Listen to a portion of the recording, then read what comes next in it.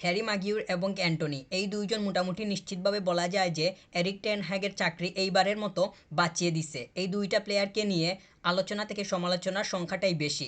তাদেরকে যেই পরিমাণ ক্রিটিসিজম কিংবা ক্রিটিসাইজ করা হইতেছে, তারা মোটামুটি বলা যায় যে এই এওয়ে ম্যাচে অর্থাৎ ওয়েফা ইউরোপা লিগের ম্যাচটাতে এফসি পর্তুয়ের মাঠ থেকে 1 পয়েন্ট নিয়ে আসতে এই দুইটা প্লেয়ারই সব থেকে বেশি অবদান রাখছে। এই দুইটা প্লেয়ার তারা মানে একটা তো কর্নার কিক নিছে অ্যান্টনি, আর হেড করলো ওইখান থেকে হ্যারি মাগিউর, এবং সেইখান থেকেই 3-3 হইল। 3-3 হওয়ার কারণে 1 পয়েন্ট পাইছে ম্যানচেস্টার ইউনাইটেড। এটাই হইতেছে তাদের আজকের জন্য প্রাপ্তি। তারা যেইভাবে খেলছে তাদের পয়েন্ট পাওয়ার কোনো কথাই ছিল না।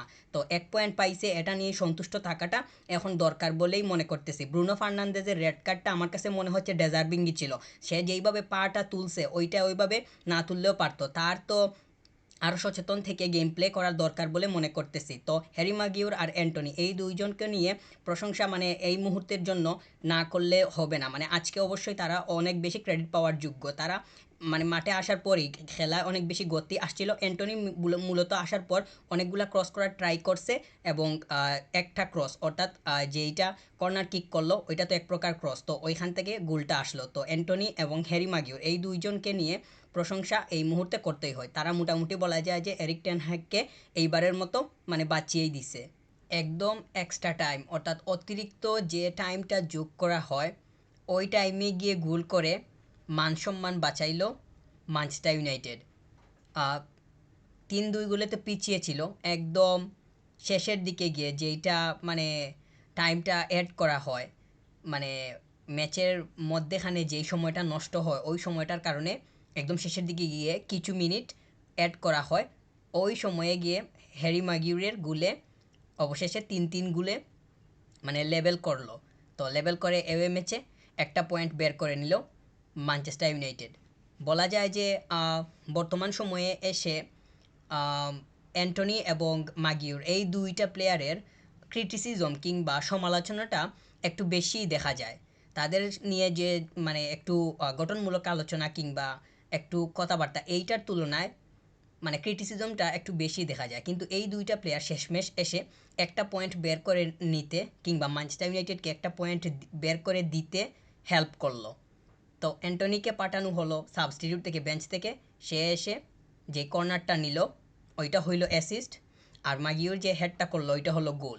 এই দুইটা প্লেয়ার শেষের দিকে এসে অবশেষে বলা যায় যে তারা নিজেদেরকে একটা ম্যাচে অথবা কিছু সময়ের জন্য হলেও অন্তত 1 পয়েন্টের জন্য হলেও নিজেদেরকে নিজেদের বেস্টটা ম্যানচেস্টার ইউনাইটেডকে দিতে পারছে। এটা ম্যানচেস্টার ইউনাইটেডের জন্য অনেক বড় স্বস্তির বিষয়। সবচেয়ে নেগেটিভ দিকটা হলো আজকের ম্যাচটাতে দুইটা গোল করছে, মানে 25 মিনিটের ভেতরে দুইটা গোল করে ফেলছে প্রথম 25 মিনিটের ভেতরে। তো এই দুইটা গোল করে আবার ফার্স্ট হাফে দুইটা গোল কনসিড করে ফেলছে, মানে দুইটা গোল করে লিড ধরে রাখতে পারে নাই। এইটা হইতেছে তাদের অনেক বড় একটা মানে নেতিবাচক দিক। গোল করার পর তাদের ডিফেন্স কিংবা তারা ঠিকঠাক মতো সলিড থাকতে পারে নাই, গোল হজম করলো। মানে ফার্স্ট হাফেই 4টা গোল হয়ে যায়, দুইটা দুইটা। সেকেন্ড হাফের শুরুতে গিয়েই পর্তু তারা আবার লিডে চলে যায়, অর্থাৎ একদম শুরুর দিকেই সেকেন্ড হাফের শুরুর দিকেই আরেকটা গোল করে বসে। তাদের পজিশনিং সেন্সটাতে কিংবা পজিশন সংক্রান্ত অনেক বেশি সমস্যা হচ্ছিল। মাজরাউই সে ঠিক মতো মানে সেকেন্ড হাফের শুরুর দিকে তার পজিশনটা হোল্ড করতে পারে নাই। অন্যদিকে দিয়াগো দালত এই দুইটা সাইডেই মানে রাইট ব্যাক লেফট ব্যাক এই দুইটা পজিশন কোনোভাবেই তারা মানে সেকেন্ড হাফের শুরুর দিকে হোল্ড করতে পারে নাই বলেই সেকেন্ড হাফের শুরুর দিকে গিয়েই পর্তু তারা লিডে যাইতে কোনো ধরনের সমস্যা হয় নাই।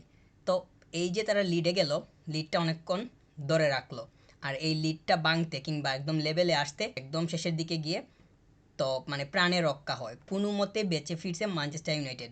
আজকে যদি তারা মানে এই 3-2 গোলে হারতো তাহলে ক্রিটিসিজমের যে রেশের মধ্যে ম্যানচেস্টার ইউনাইটেড আছে এইটার পরিমাণ এখানে বর্তমানে, কিন্তু আজকে যদি হারতো তাহলে এখানে চলে যাইতো। এমনিতেই ড্র করার ফলে তাদের অবস্থা কীরকম হয় কিংবা এইটা ম্যানচেস্টার ইউনাইটেড ফ্যান তারা কীভাবে নেয় সেটা একটা বিষয়।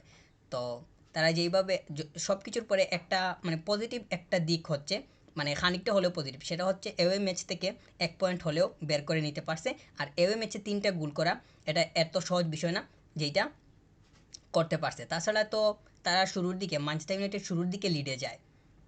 প্রথম 7 মিনিটেই তো গোল করে বসে রাশফোর্ড। তো এটা ছিল মানে একটা পজিটিভ দিক, বড় একটা পজিটিভ দিক যে শুরুর দিকেই গোল পেয়ে গেছে। কিন্তু নেগেটিভ দিকটা হইল যে গোল করেও লিডটা ধরে রাখতে পারলো না। এরিক টেন হ্যাগকে নিয়ে একটু প্রশংসা করতে হয়, কারণ ওনার একটা ডিসিশন আমার কাছে খুবই পছন্দ হয়েছে যে উনি মানে ফার্স্ট হাফটাতে রাশফোর্ডকে ব্যবহার করছেন আর সেকেন্ড হাফে গিয়ে গার্নাচোকে দিছেন। দুইটা প্লেয়ার কিন্তু তাদের এনার্জিটা এবং তাদের যেই ধরনের তারা মানে কনফিডেন্স নিয়ে নামছিল, দুইটাই কিন্তু তারা ঠিকঠাক মতো দিতে পারছে। গার্নাচো আসার পর কিন্তু ভালো ভালো শ্যুট করছিল। একটা শ্যুট অনেক ডেঞ্জারাস ছিল, যারা দেখছেন আপনারা তো আপনারা নিশ্চয়ই জানেন এইটা। মানে কিপার যেইভাবে মানে বাঁচিয়ে দিছে, ওইটা নিশ্চিত গোল হলেও হতে পারতো যদি বলটা একটু কার্ভ হইতো, কিংবা বলটা যদি একটু সুইং করতো। তো এইটা কিন্তু একদম ডাইরেক্টলি হাতে চলে গেছে, এই জন্য ফিঙ্গার মেরে বের করে দিছে। তো এই দুইটা প্লেয়ারকে, রাশফোর্ড আর গার্নাচোকে ঠিকঠাক মতো এরিক টেন হ্যাগ আজকে ব্যবহার করতে পারছেন বলে মনে হইতেছে। গার্নাচো এর গোল পাওয়া দরকার ছিল, সে যেইভাবে খেলছে গোল পায় নাই, এটাই হইতেছে তার একটা মানে খারাপ বিষয়। আর অ্যান্টনি আর মাগিউর এই দুইটা তো শেষের দিকে এসে বলা যায় যে তারা লেভেল করতে হেল্প করছে। তো অ্যান্টনি এর মধ্যে আজকের ম্যাচটাতে সে যতটুকু সময় পাইছে ততটুকুর মধ্যেই খেলছে। সে তো সচরাচর সময় পাইতেছে না, কিংবা এই যে রিসেন্ট সময়ে আহ, খুব বেশি সময় পাইতেছে সেটাও হইতেছে না। তবে আজকের ম্যাচটাতে সে যেহেতু একটু পজিটিভ ছিল, তাহলে নেক্সট ম্যাচটাতে হয়তো দেখা যাইতে পারে যে সে আরেকটু বেশি সময় পাওয়ার মানে আহ, সময় পাওয়ার সম্ভাবনাটা থাকতে পারে। তো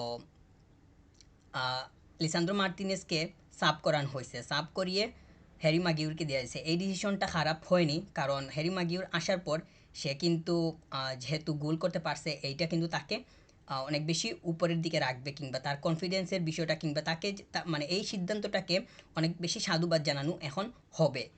তবে লিসান্দ্রো মার্তিনেজ যখন ছিল, তখন যে সে খুব বেশি মানে সলিডলি খেলতে পারছে এই ম্যাচটা, তাও হয়নি। কারণ সেকেন্ড হাফের দিকে তারা কিন্তু লিডটা ধরে রাখতে পারেনি, এটাই হইতেছে তাদের সবচেয়ে বড় সমস্যা। দুইটা গোল করার পর দুইটা মানে হজম করে ফেলা, এইটা তো ডিফেন্ডারদেরকে অনেক বেশি মানে দোষ দিতে হয়, কারণ এখানে তো আহ, মানে গোল হজম করার পেছনে ওয়ালেরই তো দোষটা একটু বেশি থাকে। তো মানে তারা খেলাটাকে গুছিয়ে নিতে, কিংবা খেলায় আবার পুনরায় ফিরতে তাদের অনেক সময় লাগে। বলা যায় যে সেকেন্ড হাফের পুরো সময়টাই লেগে গেছে ম্যানচেস্টার ইউনাইটেডের, একদম শেষের দিকে গিয়ে তো গোল করে তারা ম্যাচে ফিরলো। এইটা হইতেছে যে তাদের একটা মানে ভালো একটা দিক বলেই মনে করতেছি। তো পরিশেষে বলতে চাই যে ম্যানচেস্টার ইউনাইটেড তারা তো ওয়েফা ইউরোপা লিগের এওয়ে ম্যাচ খেললো এফসি পোর্তো এর এগেনস্টে, পোর্তো এর মাঠে। তো ওইখান থেকে তারা 1 পয়েন্ট বের করে নিছে। এইটা তাদেরকে অনেক বেশি মানে বর্তমান সময় অনুযায়ী স্বস্তিতে রাখবে বলে মনে করতেছে। কিন্তু তারা দুইটা গোল খেয়েও, দুইটা গোল করেও দুইটা গোল হজম করাটা তাদের অনেক বড় একটা নেগেটিভ দিক। তো এইটা থেকে তো যদি তারা পরিত্রাণ না পায়, কিংবা এটা কাটিয়ে উঠতে নেক্সট ম্যাচে না পারে, তাহলে তাদের জন্য হয়তো অনেক খারাপ কিছু অপেক্ষা করবে।